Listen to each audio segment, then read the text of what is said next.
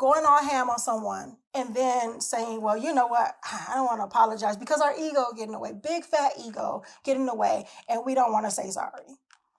I think that's one of the hardest phrases or sentences or whatever for people to say.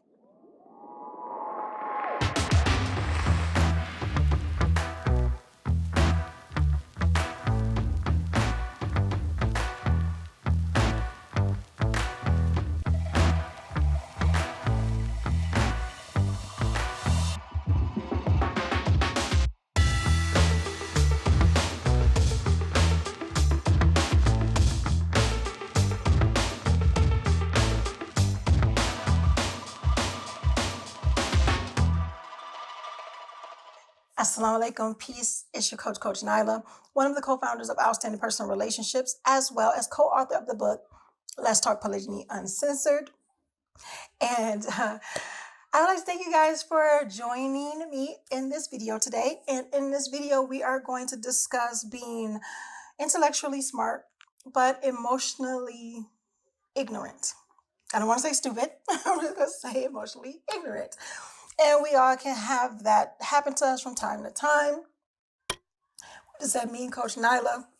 It means that we can be so smart about a lot of things, but then when it comes to our emotions, we can let them control us and become blatantly ignorant to what that looks like and why we are acting or behaving a certain way, or why we allowed our emotions to just go crazy.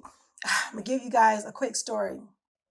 So one day, okay, I have triggers.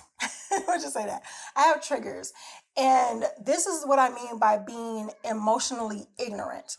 Because we can have triggers and we can know we have these triggers.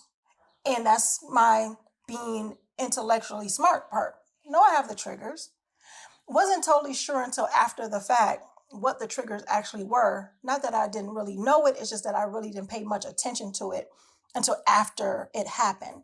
But I pretty much blew up on a loved one. Blew up and was really, I wasn't kind like I like to be and like I normally am. And it was really out of my character. And I'll say it's out of my character because even though I can speak up for myself, I am an INFJ. I don't like conflict. I was known as a people pleaser, and I still tend to do that from time to time, but that's with loved ones. That's reserved for loved ones and people who I just really care about so much, and family members, stuff like that. But I'm very meticulous now. I'm not as giving as I used to be because I've been burned so much. However, so I just kind of keep to myself, we'll just say that. But however, one of my triggers, because I feel like I'm such a giver, I don't like when people question my integrity or question my intentions.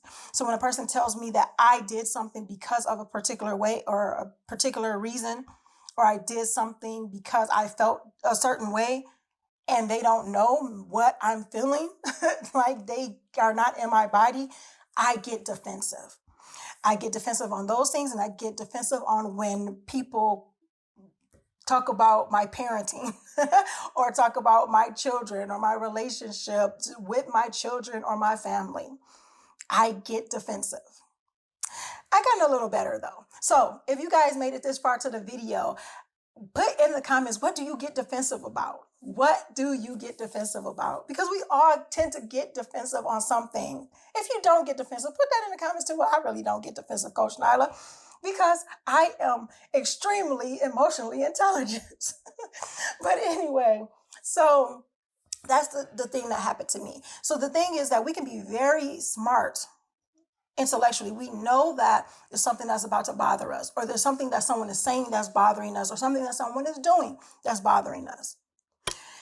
Instead of taking a step back, though, being emotionally intelligent, instead of saying, you know what, this is bothering me, I need to figure out why it's bothering me, how it's bothering me, and how I'm going to be able to fix this, or be able to talk to the person about this in a way that's not going to end up in an argument or a fight, or me saying something that I'll regret later or anything like that.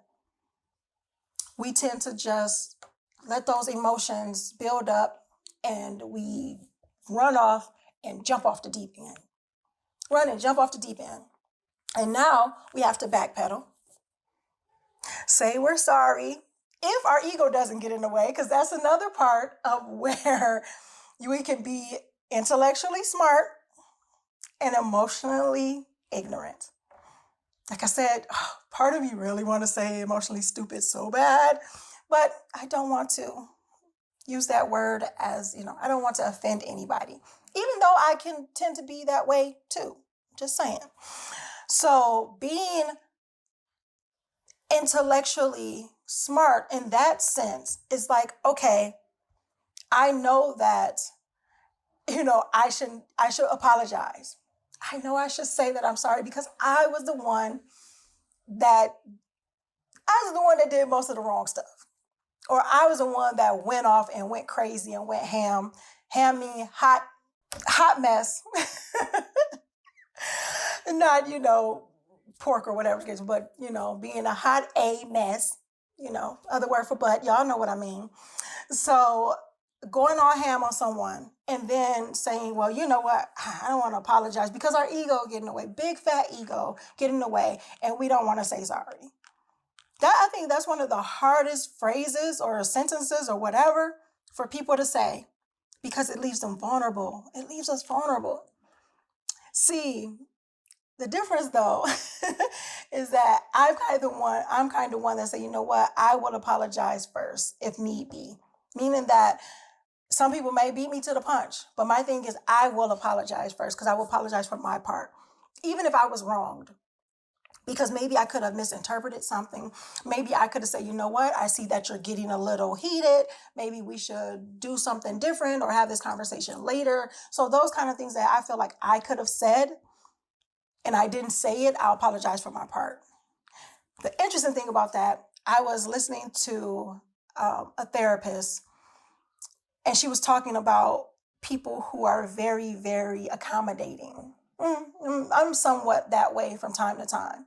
But people who are very accommodating, where they will apologize for things that they have no business apologizing for. No business apologizing for. Let me know if you're one of those people too. Because I tend to be that way in some way, shape, or form.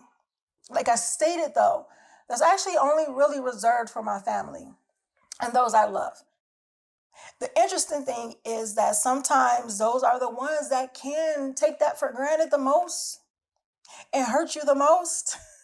So we still have to be careful because people are going to be people, regardless of if they're family, friends, foes, whether they share the same religion as you do, those things like that. Either way, people are going to be people. And I had to learn that. I had to learn that people are going to be people. And what does that mean, Coach Nyla? Well, that means that we are all human. We have our flaws. We have our triggers. We have our ups and our downs and our highs and our lows. We have our good days and our bad days. And we have people who are just plain mean. It is what it is. Pardon the interruption. Let me ask you a question. Do you think that you could thrive better in the community that's more supportive? Now, I already know the answer to that. But did you know that Outstanding Personal Relationships actually has a community that is supportive and where we really hang out a lot? It has a number of areas and things like, for example, I deal with the men in the Kings and Men section where we discuss a number of different men issues, whether it's polygyny related, parenting related, whatever it may be. This is where we communicate and connect. And as an introvert, I love the idea of an online community. So we have that. And to be able to speak with like-minded people, speak with other wives, wives, whether you're an incoming wife, whether you're a first wife, a wife, period, in general, you only practicing monogamy, whatever the case may be, to be able to be in a community with people who understand what you're going through, understand any type of issues you have, and also being in a place where you have support from others, where it's not all over social media for everybody else to see. Yes, and it is a safe space. So if you guys want to see us or if you want to connect with us, come to our community. Indeed. And like they said, it's private. All right. So you don't have to worry about your stuff being all over the place or all on social media, trying to find the comments and go scroll. We have the subjects. We have all this type of stuff. Just go to outstandingpersonrelationships.com. Look on the top of the page, click on community. We look forward to seeing you there. Back to the video. But then you have people who are kind and they just have those days. You can't expect them to be kind every day under the sun. You just can't. Yeah. I digress. My mind went somewhere else on that about, yeah, we can't all be INFJs. I'm talking to you guys out there, empaths. I'm talking to you guys out there, the kind, nice people that just be loving on everybody and expecting the same in return. Not that you do it to get the same in return, but just because you expect other people to be kind, because you know kindness is just a beautiful thing. I'm talking to you too. There are times I was getting back to when I was listening to this therapist and she was talking about people who apologize when it's not even there. They shouldn't apologize. And sometimes you just got to understand what your boundaries are. You can just say, you know what, hey, what I mean by apologize, I mean over apologizing. Because if you didn't know something, you say, well, I apologize. I'm sorry. I didn't know. That's different. This is the example she gave. Actually, this happened to her. She had overslept, or they let her sleep in, her family. She was visiting her family. She was over her parents' house, and they let her sleep in. They took her kids to the beach or somewhere, I don't know, and everybody was gone. So I think they were getting together over her parents' house for some type of get together. And there was coffee, like a little bit, like a last little cup of coffee left on the stove. And the therapist, or the woman, she decided that she was going to have the last cup. Everybody was gone. The house was empty. She's like, okay, cool. They left me some coffee. I'm going to drink some coffee. So she drinks the coffee. Her sister comes in. And I guess her sister was going through something at the time. It is what it is. I know we tend to have our moments. As I stated, people are going to be people. And her sister went off. Was like, how could you drink the last cup of coffee? I was saving that for myself and this and that and the other. And she was like, okay, I apologize. I didn't know. I'm going to, I'll make a new pot of coffee. Which was okay. That right there should have been it. But it wasn't. It was well, I did this, I made this coffee and I saved this for myself and this and that and the other, and you shouldn't have drank it, and da da da da da. And she's like, okay, that's fine. I said I would make another cup, and that's, another pot, and that's that. You did not have anything. There was no sign that said, I'm saving this coffee. Please do not drink me, those type of things like that. So I had to think about that. And I said, you know what, that's so funny, because in the comments of her video, one of the commenters put, I would apologize for drinking the coffee. And I said, I would have too. I would have said, I am so sorry for drinking the coffee. I am so sorry that I didn't read your mind and thought that you were going to drink the coffee when you came back, or that somebody was going to drink the coffee. I should have made a whole new pot in a different pot and then left you this coffee, that type of stuff. Now I know I'm going way overboard, but those are things that I would have done. And I'm learning, because I've learned what triggers me, and I learned what even triggers that type of thing, being overly apologetic as well, because it's like you don't want people to be upset with you. You want people to like you. You don't want people to think that you're selfish. It's all these different things. But when it comes down to it, it comes to our ego. We don't want people to look at us in a bad light. Instead of just being ourselves, like, hey, I apologize for that, but, not even a but. It's just like, I apologize. I would do this then. I'll make it up to you. Daniel Tiger. My kids watch Daniel Tiger. I put them on that, and I swear to goodness, I think a lot of adults need to watch Daniel Tiger's Neighborhood. If you don't know what Daniel Tiger is, definitely look Daniel Tiger's Neighborhood up. It's pretty much a spinoff from Mr. Rogers' Neighborhood for those of my generation. And Daniel Tiger had an episode where it talked about saying sorry. And he says, saying I'm sorry is the first step. Then how can I help? So just saying I'm sorry is not enough. It's good. That's a start. That's all cute. But then you have to try to rectify the problem or rectify the situation. And you say, well, you know what? How can I help you feel better about this? Or how can I help make this better? Now, That don't mean you have to go all out your way and tripping over yourself to make someone happy. Because as we know, we can't make everybody happy. We can only make ourselves happy. They are responsible for their own happiness. But to say, you know what can I do within my power, within my scope to help make this situation better? We can do that. See, that's being emotionally intelligent. So we don't want to be emotionally stupid or ignorant to say that, you know what, oh my gosh, I don't want people to feel so bad. I don't want people to, so let me do all this other stuff and drain myself and drain my energy and go crazy just to make someone happy that we don't have control over their happiness anyway.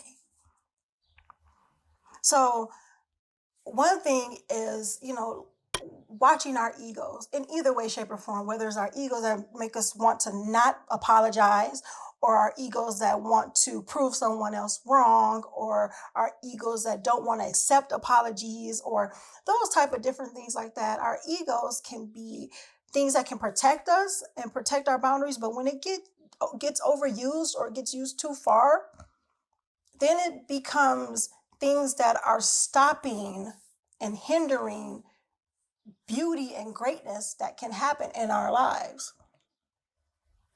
So we want to make sure that we are working on our emotional intelligence just as much as we are working on our intellectual intelligence, intellectual intelligence, where you are working on the things that are allowing you to be mentally smart.